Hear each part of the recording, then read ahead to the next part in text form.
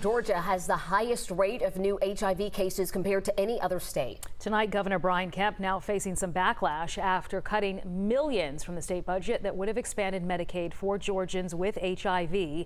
Joe Ripley is looking into both sides of this debate. Joe? That's right. The governor says he's against any Medicaid expansion because he feels it's a one-size-fits-all program.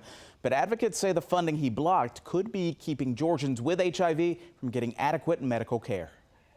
Georgia remains the epicenter of the AIDS epidemic. Jeff Graham with Georgia Equality is an LGBTQ and healthcare advocate, and the numbers back up his statement, along with CDC data showing Georgia had more new HIV diagnoses than any other state in 2019. DPH data shows 840 people with HIV died in Georgia in 2020, though less than half were HIV related. And it's an issue not just of quality of life, but for some folks, it's an issue of life or death. The Kaiser Family Foundation says Medicaid is the largest source of insurance coverage for people with HIV, and Graham says Medicaid offers more options and access to medication. Medications don't dispense themselves. People still need access to doctors, to nurses, to other healthcare providers.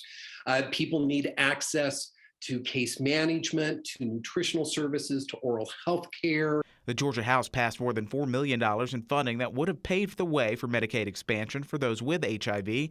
But Governor Kemp recently vetoed the bipartisan measure, saying the state Senate did not pass the bill. Kemp has historically pushed back on programs associated with Medicaid expansion under the Affordable Care Act. Real people are on the other side of these budget numbers. When I asked the governor's office today why the funding was blocked, it pointed to $20 million in the last two budgets that were allocated for people with HIV. But State Representative Terry Adulowitz says expanding Medicaid would be more cost effective. Whether it's survivors of sex trafficking, whether it's LGBTQ, whether it's people of color, HIV impacts folks from all walks of life.